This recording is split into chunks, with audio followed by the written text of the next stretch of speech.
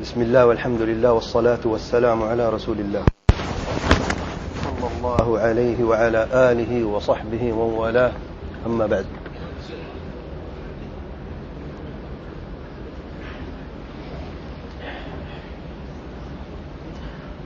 ارشاد باری تعالی ہے: اعوذ باللہ من الشیطان الرجیم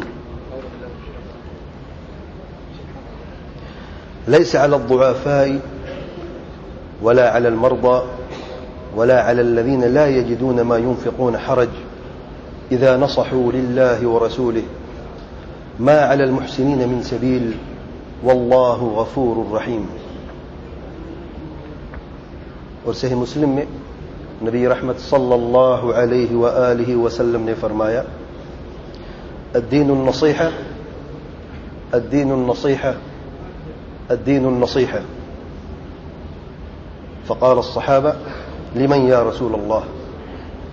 قال: لله ولكتابه ولرسوله ولأئمة المسلمين وعامتهم. آج کے خطبے کا موضوع ہے نصیحت.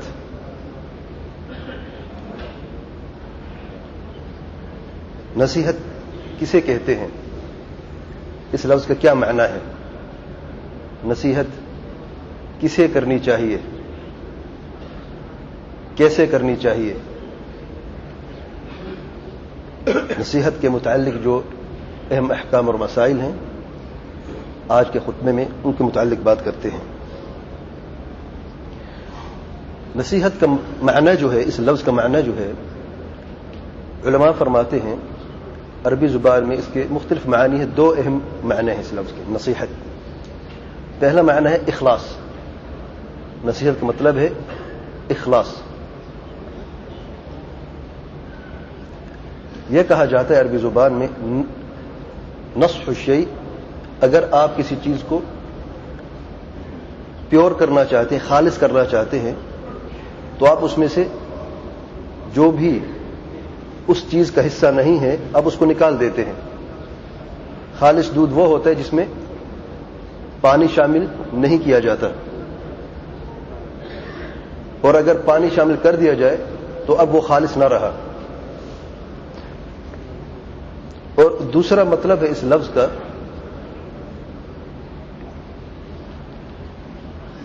النصح، یعنی کسی چیز کو جوڑنا کسی چیز سے. جب کپڑا پھٹ جاتا ہے، جب اس کی سلائی ہو جاتی ہے، تو عربی زبان میں کہا جاتا ہے کہ اس کو نصح کر دیا گیا، یعنی پھٹی ہوئی چیز کو جوڑ دیا گیا.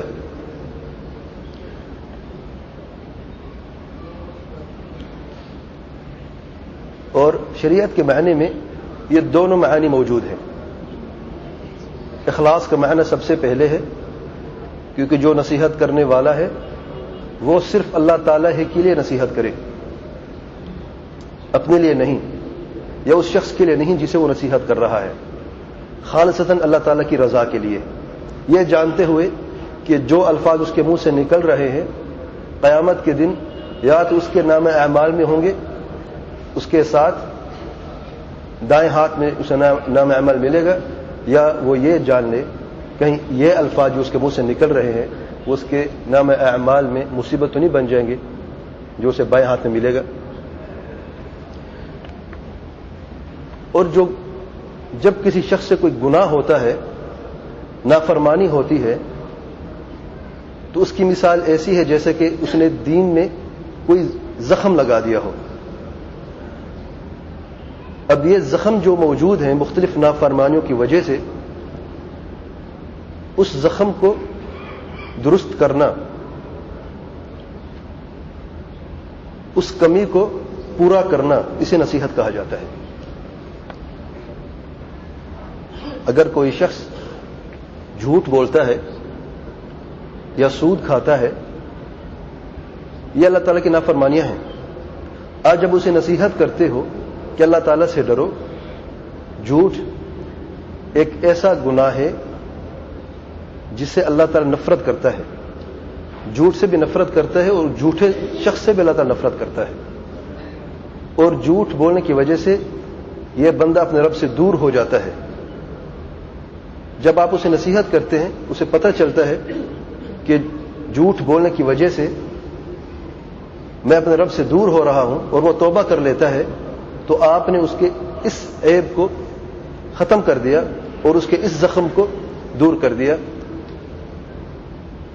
اور اس شخص نے نصیحت حاصل کر لی ہے.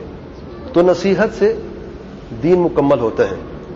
دین میں جو کمیاں ہیں, جو نقص ہیں, وہ پورے کر دیے جاتے ہیں.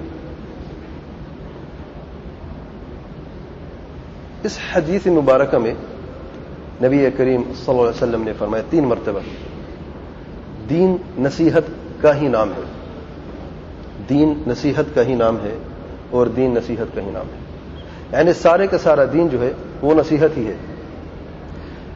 دوسرے لفظوں میں دین کی بنیاد ہی نصیحت ہے. بغیر اخلاص کے کوئی دین ہی نہیں. نبی کریم صلی اللہ علیہ وسلم فرماتے ہیں انما الاعمال بالنیات, عملوں کا دار و مدار نیتوں پر ہوتا ہے. جیسے آپ کی نیت ہے ویسے ہی آپ کا عمل ہے.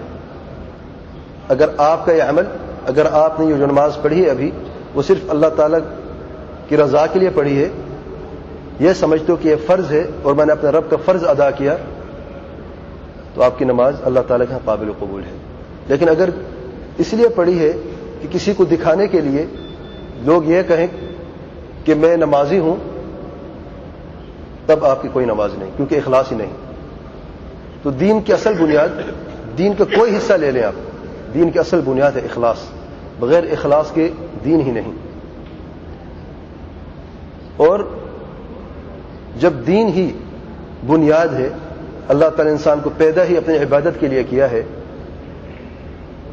اور یہ انسان ضعیف اور کمزور اور محتاج ہے, اس سے کوتاہیاں بھی ہوتی ہیں, غلطیاں بھی ہوتی ہیں, نقص اور عیب سے بھرا ہوا ہے یہ انسان, تو اللہ تعالیٰ نے اس نقص اور عیب کو دور کرنے کے لیے ایک طریقہ رکھا ہے.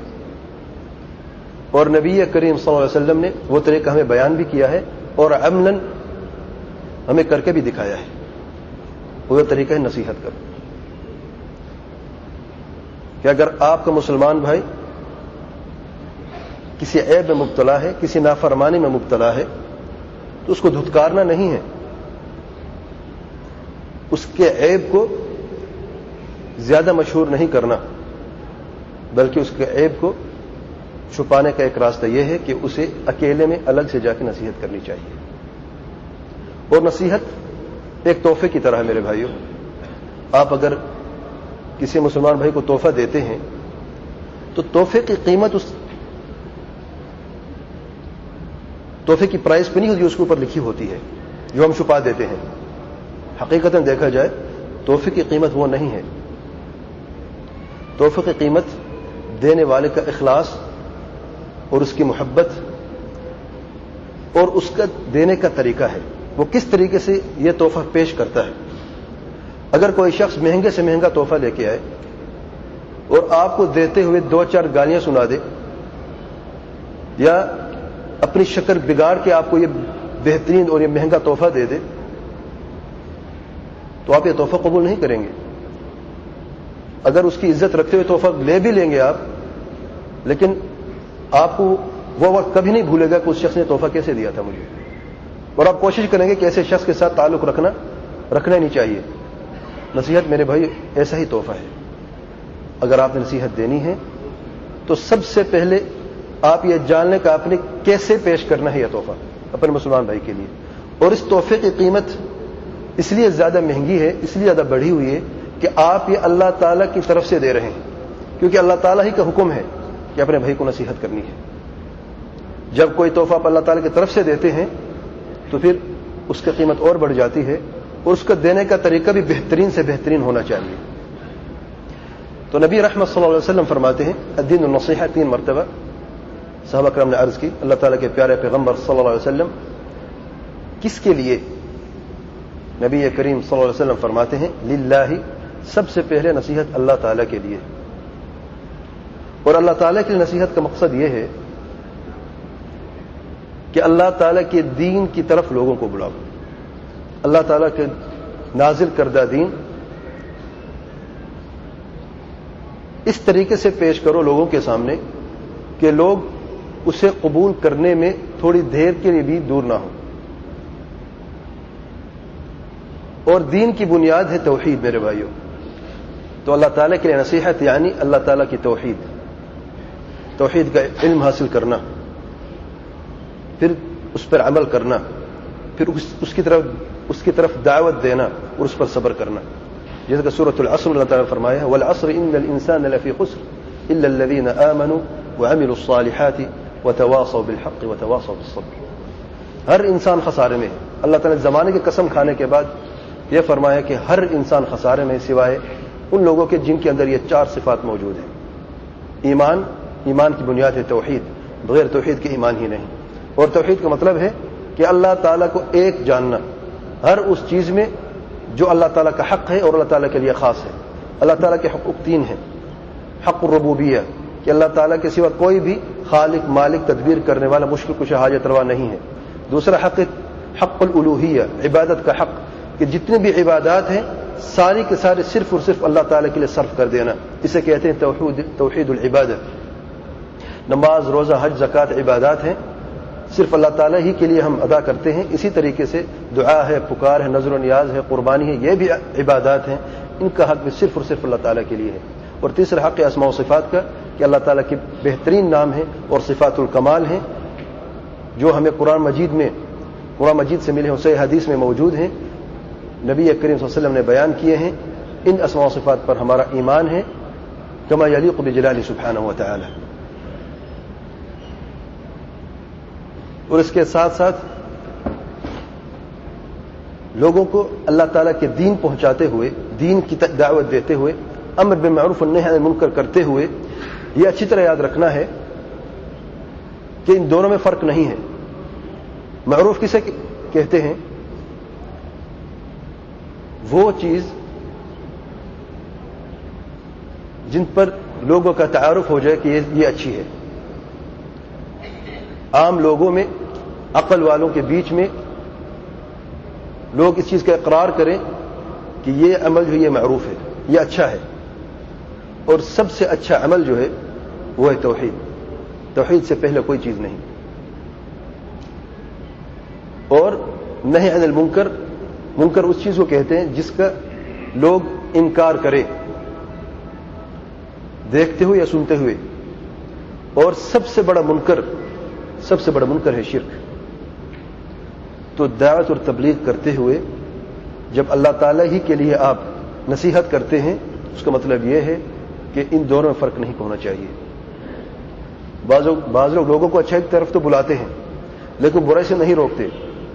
ان کا یہ گمان ہے کہ اگر ہم لوگوں کو برائی سے روکتے ہیں تو پھر فتنہ پیدا ہو جاتا ہے، لوگوں میں نفرت پیدا ہو جاتی ہے اور لوگ پھر ہماری بات نہیں سنتے. نہیں میرے بھائیو، آپ قرآن مجید کی جتنی آیات ہیں جس میں ذکر ہوا امر بالمعروف کا، اس کے بعد فوراً والنہی عن المنکر کا ضرور ذکر ہوا ہے. جس چیز کو اللہ تعالی نے جوڑا ہے کسی شخص کے لیے، کسی عالم کے لیے جائز نہیں کہ ان چیزوں کو جدا کر لے. اور نصیحت اس وقت تک نامکمل ہے جب تک ان دونوں چیزوں پر عمل نہ کیا جائے. یہ تو تھی نصیحت اللہ تعالیٰ کے لیے. پھر نبی کریم صلی اللہ علیہ وسلم نے فرمایا ولی کتابہ، اور اللہ تعالیٰ کی کتاب کے لیے.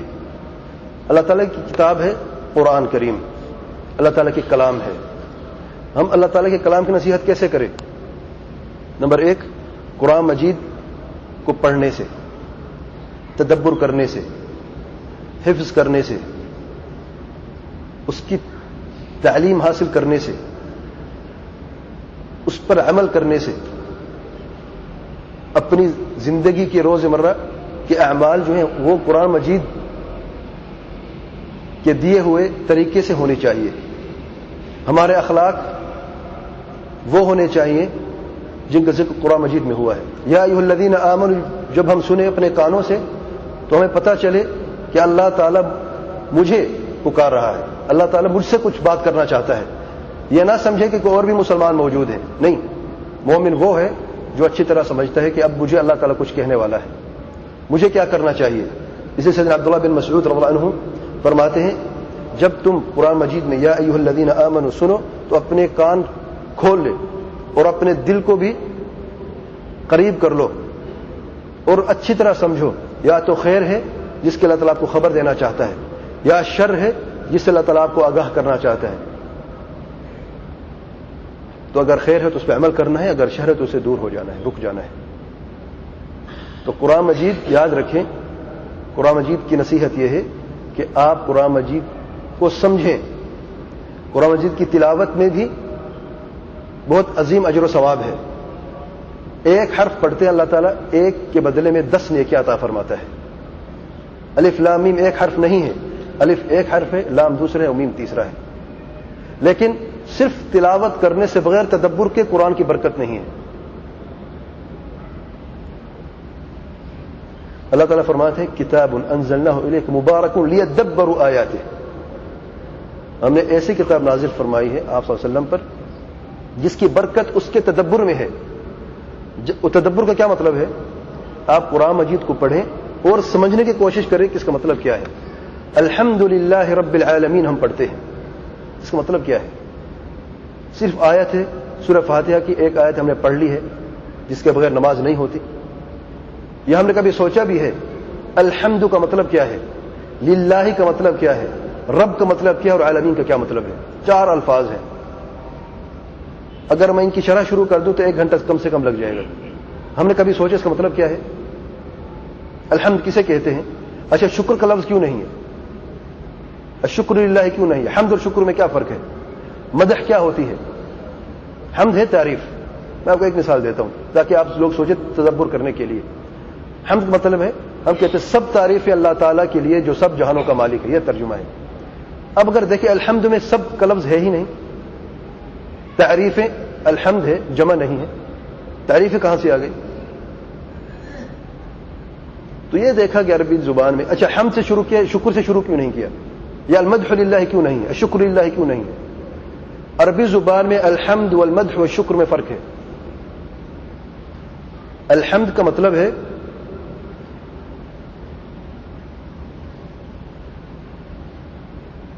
کسی کی تعریف کرنا اس کی کمال کی وجہ سے، اس سے محبت کرتے ہوئے اور اس کی تعظیم کرتے ہوئے، یعنی جب تعریف کے ساتھ محبت اور تعظیم شامل ہو جاتی ہے اسے حمد کہا جاتا ہے۔ مدح کیا ہوتی ہے؟ مدح میں بھی تعریف ہے لیکن اس میں محبت اور تعظیم نہیں ہوتی۔ آپ اپنے باس کی مدح تو کر سکتے ہیں اس سے ڈرتے ہوئے، اس کی تعریف کریں گے آپ، لیکن محبت اور تعظیم کے ساتھ نہیں۔ آپ کسی بادشاہ کی تعریف کرتے ہیں لیکن وہ حمد نہیں ہوتی، وہ مدح ہوتی ہے، کیونکہ ضروری نہیں ہے کہ آپ اس سے محبت اور تعظیم کے ساتھ اس کی تعریف کریں۔ اور شکر میں بھی تعریف کے الفاظ ہیں لیکن احسان کے بدل میں شکر ہوتا ہے۔ اگر کوئی آپ پر احسان کرتا ہے تو آپ اس کو شکر ادا کرتے ہو، اور اگر کوئی شخص آپ پر احسان نہیں کرتا تو آپ اس تعریف نہیں کرتے ہو۔ تو شکر احسان کے بدلے میں ہوتا ہے، مدح بغیر محبت اور تعظیم کے ہوتا ہے، اور حمد وہ تعریف ہے جس میں محبت اور تعظیم شامل ہے۔ اور اللہ تعالیٰ واحد ذات ہے پورے کائنات میں جس کی حمد کی جاتی ہے، اس لیے کہ اللہ تعالیٰ حمد کا مستحق ہے، صفات الکمال کا مالک ہے۔ اللہ تعالیٰ کے احسانات اتنی ہیں کہ کوئی انسان گن نہیں سکتا، تو ایک ہی لفظ میں سب شامل ہو گئے ہیں۔ اور للہ صرف اللہ تعالیٰ کے لیے، میرے بھائی حمد عبادت ہے، اور صرف اللہ تعالیٰ کے لیے حمد کو صرف کر دینا اسے کہتے ہیں توحید العبادہ۔ رب توحید ربوبیہ ہے۔ رب اور عالم میں فرق ہے۔ رب العالمین کا مطلب کیا ہے؟ وحدت الوجود کا واضح رد ہے۔ جو لوگ کہتے خالق المخلوق ایک ہے، اسی ایک ہی آیت میں ان کا رد ہے۔ اگر خالق مخلوق ایک ہوتا تو اللہ تعالیٰ کیوں فرماتے رب العالمین؟ اس کا مطلب یہ ہے کہ رب ایک چیز ہے اور عالمین دوسری چیز ہے۔ رب خالق مالک مشکل کشا حاجت روا ہے، اور مخلوق جو ہے، جو عالمین ہے، وہ مخلوق ہے، محتاج ہیں، مشکل میں ہیں، وہ کبھی مشکل کشا حاجت روا نہیں ہو سکتے۔ یہ ایک آیت ہے الحمدللہ رب العالمین۔ اس کے بعد ہم نے کبھی سوچا ہے؟ اس لیے میرے بھائیو قرآن کے تدبر کرنے سے ہی آپ کے درجے بلند ہوں گے۔ اس لیے آپ صلی اللہ علیہ وسلم فرماتے ہیں کہ قرآن مجید اللہ کے کلام ہے۔ اس مبارک کلام کی وجہ سے یا تو بعض لوگ بعض لوگوں کے درجے بلند ہوتے ہیں اور بعض لوگوں کو زمین میں گرا دیا جاتا ہے. کیوں؟ جو لوگ قرآن مجید کو سمجھتے اور عمل کرنا شروع کر دیتے ہیں ان کے درجے بلند ہو جاتے ہیں دنیا میں بھی اور آخرت میں بھی. اور جو لوگ قرآن مجید پڑھتے تو ہیں، حافظ تو ہیں، لیکن کو پتہ نہیں ہم پڑھ کیا رہے ہیں، ایک لفظ کا پتہ نہیں ہے، اور کبھی سوچا بھی نہیں کہ ہمیں سمجھنا بھی چاہیے. تو یاد رکھیں قرآن مجید قیامت کے دن یا تو آپ کا شفیع ہوگا، آپ کی شفاعت کرے گا، یا آپ کا خلاف ہوگا اور اللہ تعالیٰ سے کہے گا اس بندے سے پوچھ، اس نے جو پڑھا تو اس نے عمل کیوں نہیں کیا. اس وقت کے لیے، اس کٹھن وقت کے لیے جواب تیار آج ہم کر سکتے ہیں. کل ہمیں صرف جواب دینا ہے، تیاری کا وقت نہیں ہے. تیاری کا وقت اس دنیا میں اللہ تعالیٰ نے ہمیں دیا ہے. ولی رسول ہی، اور نصیحت کرنی ہے اللہ تعالیٰ کے پیارے پیغمبر صلی اللہ علیہ وسلم کے لیے. کیسے کریں گے؟ نمبر ایک، آپ صلی اللہ علیہ وسلم کی محبت کرنے سے. آپ صلی اللہ علیہ وسلم سے محبت، آپ صلی اللہ علیہ وسلم کی توقیر، عزت، احترام. آپ صلی اللہ علیہ وسلم سے اتنی محبت کرنی ہے اپنے والدین، اپنے بچوں اور مال سے بھی زیادہ. جب تک یہ محبت دل میں پیدا نہیں ہوتی اس وقت تک ایمان نامکمل ہے، اس ایمان کا فائدہ ہی نہیں ہے. نبی کریم صلی اللہ علیہ وسلم کی زندگی میں آپ صلی اللہ علیہ وسلم کا احترام کرنا اور اپنے آپ کو قربان کر دینا آپ صلی اللہ علیہ وسلم پہ، جیسے کہ صحابہ کرام نے عملاً کر کے دکھایا. انہیں دعویٰ نہیں کیا کہ ہم نبی کریم صلی اللہ علیہ وسلم سے محبت کرتے ہیں، بلکہ میدان احد میں سیدنا ابو طلحہ رضی اللہ عنہ خود سامنے کھڑے ہو جاتے، نبی کریم صلی اللہ علیہ وسلم کو اپنے گردن اوپر کر لیتے. نحرد نحرک یا رسول اللہ صلی اللہ علیہ وسلم، کہ آپ صلی اللہ علیہ وسلم پر میری گردن قربان ہو. اگر کہیں سے کوئی تیر لگے تو میری گردن سامنے ہے، میری گردن تیار ہے، اور آپ صلی اللہ علیہ وسلم کو کوئی تکلیف نہ ہو. نبی کریم صلی اللہ علیہ وسلم کے قدموں میں 11 جوان صحابی نے جان دی ہے جن کی عمر 20 سال سے کم ہے، صرف میدان احد میں آپ صلی اللہ علیہ وسلم کے سامنے. سیدنا طلحہ رضی اللہ عنہ نے نبی کریم صلی اللہ علیہ وسلم کا دفاع کرتے ہوئے اپنے بازو پر تیر اور تلواریں کھائی ہیں. ان کا دائیں ہاتھ چھل ہو گیا تھا، جنگ احد کے بعد اپنا دائیں ہاتھ حرکت نہیں کر سکتے تھے، قربان کر دیا. ہجرت کرتے ہوئے مہاجرین رضی اللہ عنہم نے اپنے گھر کو، اپنے مال کو، بیوی بچوں کو قربان کر دیا، چھوڑ دیا. اور آپ جانتے ہیں کہ مشرک اور کافر مکہ میں کیا سلوک کرتے تھے ان کے ساتھ، لیکن پیارے پیغمبر صلی اللہ علیہ وسلم پہ اللہ تعالیٰ کے دین پر سب کچھ قربان کر دیا. یہ ہے نصیحت نبی کریم صلی اللہ علیہ وسلم کے لیے، اللہ تعالیٰ کے پیارے پیغمبر صلی اللہ علیہ وسلم کے لیے. اور نبی کریم صلی اللہ علیہ وسلم کی وفات کے بعد نبی کریم صلی اللہ علیہ وسلم کے فرمان، نبی کریم صلی اللہ علیہ وسلم کے حدیث کا دفاع کرنا، یہ حق ہے نبی کریم صلی اللہ علیہ وسلم کا. کیونکہ وحی دو قسم کی ہے، ایک ہے قرآن مجید اور دوسری ہے صحیح حدیث. اور آج ہم دیکھتے ہیں بعض ایسے لوگ نکلے ہیں جو کہتے ہیں صرف قرآن پہ عمل کرو اور حدیث پہ عمل کرنا ہی نہیں. کیوں؟ کیونکہ حدیث میں صحیح بھی ہے، ضعیف بھی ہے. تو جب حق اور باطل مکس ہو جاتا ہے تو اس کو چھوڑ دیں، قرآن حق اس پہ عمل کرو.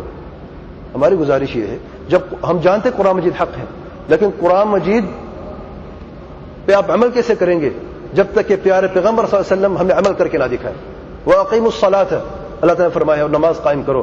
جب تک پیارے پیغمبر صلی اللہ علیہ وسلم ہمیں بیان نہیں کریں گے کہ نماز کیسے قائم کرنی، ہم کیسے نماز قائم کریں گے؟ ابھی جمعے کی نماز ہم نے پڑھی ہے، 2 رکعت پڑھی ہے. کس نے ہمیں بیان کیا کہ 2 رکعت پڑھنی ہے؟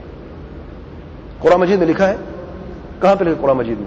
تو میرے بھائی حدیث قرآن سے جدا نہیں، یاد رکھیں. حدیث قرآن مجید کی سب سے افضل اور بہترین تشریح اور تفسیر ہے، جس کے بغیر ہم اندھے ہیں، ہمیں پتہ نہیں ہے. ہم زکوٰۃ دینے کے لیے تیار ہیں، زکوٰۃ کیسے دیں، کس کو دیں، کتنا دیں، قرآن مجید میں موجود نہیں ہے. تو میرے بھائی بغیر حدیث کے ہم قرآن پہ عمل نہیں کر سکتے. اور قرآن مجید سے ہی حدیث ثابت ہے کہ حدیث پہ عمل کرنا ہے. وما آتاکم الرسول فخذوہ وما نہاکم عنہ فانتہوا، جو کچھ تمہیں نبی کریم صلی اللہ علیہ وسلم دے دیں اسے اپنا لو، اور جس چیز تو منع کرے اس سے رک جاؤ. یہ نصیحت ہے نبی کریم صلی اللہ علیہ وسلم کے لیے. اور اس کے ساتھ ساتھ نبی کریم صلی اللہ علیہ وسلم کے صحابہ کرام کی تعظیم کرنا، نبی کریم صحابہ کرام کے لیے دعا کرنا. رضی اللہ عنہم کیوں کہتے ہیں؟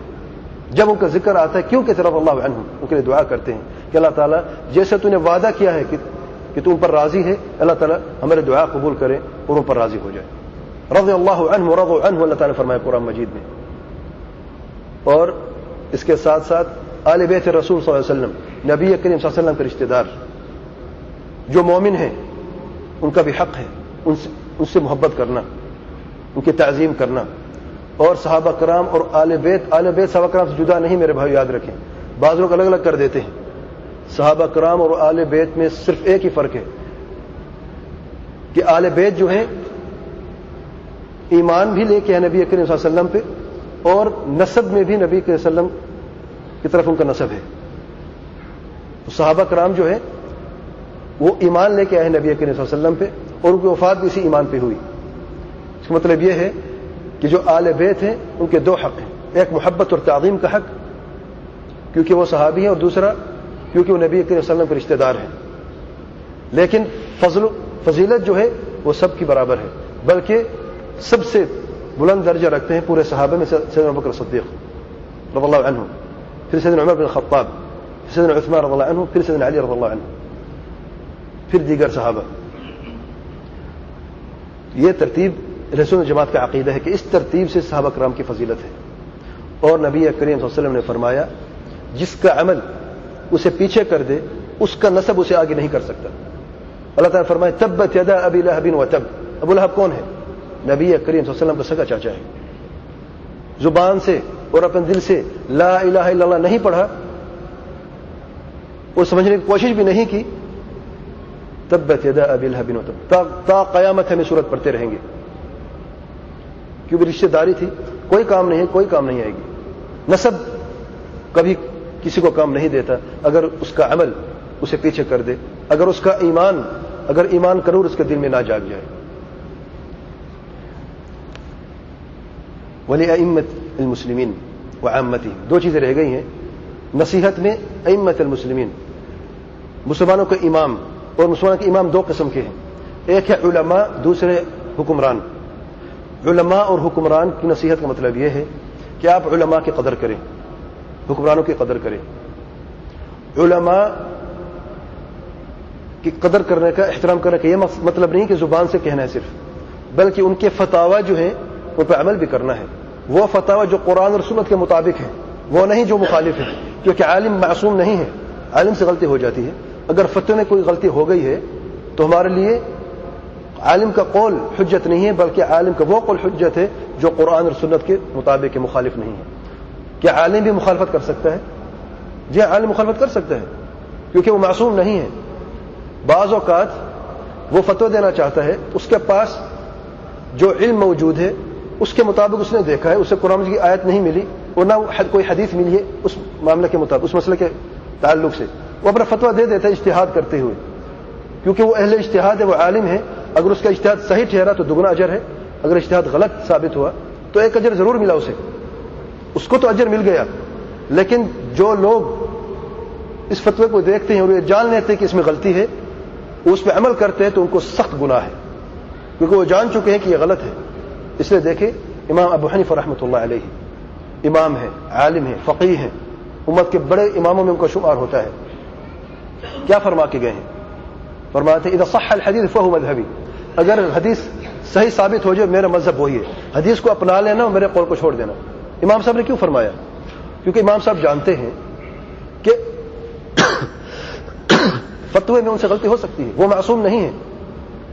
اگر ان کا ہر قول حق ہوتا تو یہ فرمایا کیوں؟ وہ امت کو پیغام دے رہے ہیں کہ لوگوں سن لو، اگر میری بات کبھی غلط ثابت ہو جائے اور حدیث رسول صلی اللہ علیہ وسلم سے ٹکرا جائے تو میری بات کو چھوڑ دینا اور حدیث رسول صلی اللہ علیہ وسلم کو اپنا لینا. لیکن یہ دیکھا گیا بعض لوگ تعصب کی وجہ سے امام صاحب کے قول کو تو لے لیتے ہیں لیکن حدیث رسول صلی اللہ علیہ وسلم چھوڑ دیتے ہیں. میرے بھائی اپنے امام کی بات مان لو. اگر آپ واقعی اپنے امام سے محبت کرتے ہو تو ان کی اس قول کو اپنا لو.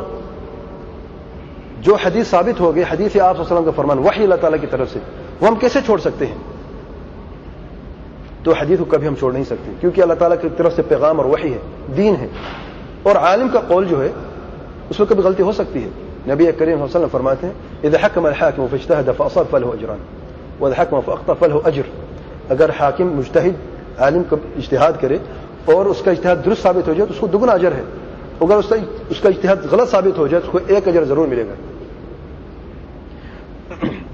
اور حکمرانوں کی نصیحت کا مطلب یہ ہے کہ حکمران کی فرما برداری کرنی ہے، اچھے اوقات میں برے اوقات میں.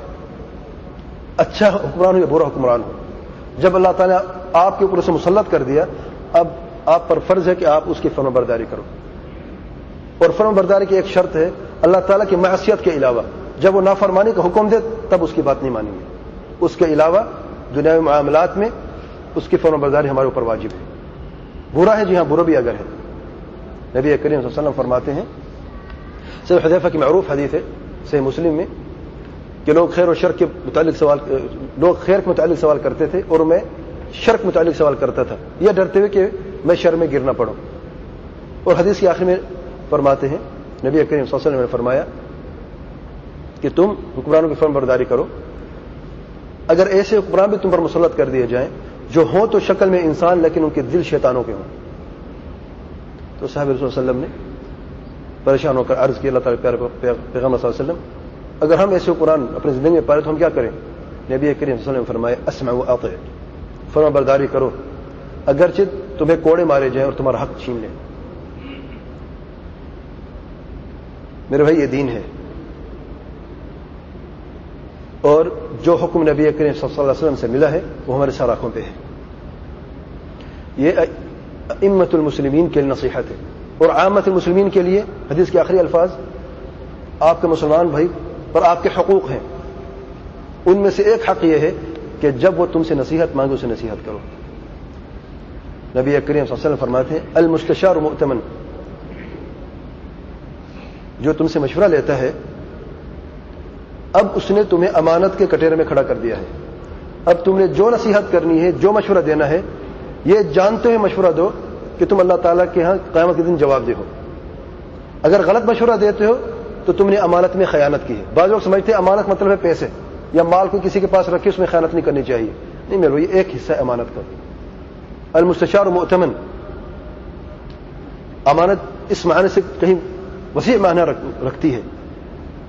جو لوگ آپ سے مشورہ دیتے ہیں یا آپ دیکھتے ہیں کہ آپ کے اس مسلمان بھائی کو مشورے کی ضرورت ہے تو پہلے آپ اپنے آپ کو اس کی جگہ پر رکھو پھر مشورہ دو. اگر آپ اس شخص کی جگہ ہوتے تو آپ کیا مشورہ دیتے، یا آپ کیا توقع رکھتے کہ آپ کو مسلمان بھائی آپ کو کیا مشورہ دیتا. نبی کریم صلی اللہ علیہ وسلم فرماتے ہیں تم میں سے کوئی شخص اس وقت تک مومن نہیں ہو سکتا، اس کا ایمان کامل نہیں ہو سکتا جب تک کہ وہ مسلمان بھائی کے لیے وہ پسند نہ کر جو اپنے لیے پسند کرتا ہے. اور آخر میں چند تنبیہات ہیں کہ نماز میں بعض غلطیاں ہوتی ہیں. ان میں سے ایک غلطی یہ ہے کہ امام سے پہلے نماز کو ختم کر دینا یا امام کی سبقت کرنا. امام رکوع میں جا رہے اللہ اکبر کہتے ابھی وہ جھکا نہیں، مقتدی پہلے جھک جاتا ہے. امام ابھی کہتے السلام علیکم ورحمۃ اللہ تو مقتدی پہلے نماز ختم کر دیتا، دونوں سلام پھیر دیتا ہے. یاد رکھیں اس سے نماز باطل ہو جاتی ہے. نبی کریم صلی اللہ علیہ وسلم فرماتے ہیں انما جعل الامام لیؤتم به، امام کو بنائی اسی لیے گیا ہے کہ اس کی اقتداء کی جائے. اگر آپ سبقت کر لیتے ہیں تو آپ نے امام کے ساتھ تو نماز نہیں پڑھی. تو اس لیے جب تک امام دوسرا سلام نہیں پھیرتا آپ سلام نہیں پھیریں گے. اور دوسری غلطی دیکھی جاتی ہے عام طور پہ فجر کی نماز کے وقت. بعض ساتھی دیر سے آتے ہیں اور امام جو ہے نماز شروع کر دیتا ہے، اقامت ہو چکی ہوتی ہے. بعضوں جو دیر سے آتے ہیں وہ 2 رکعت سنت پڑھتے ہیں فجر کی. یاد رکھیں کہ یہ 2 رکعت جو انہیں پڑھی ہیں باطل ہے، اللہ تعالیٰ کے قابل قبول نہیں ہے. نبی کریم صلی اللہ علیہ وسلم فرماتے ہیں اذا اقیمت الصلاۃ فلا صلاۃ الا المکتوبہ، جب نماز قائم ہو جائے دوسری کوئی نماز نہیں سوائے فرض نماز کے.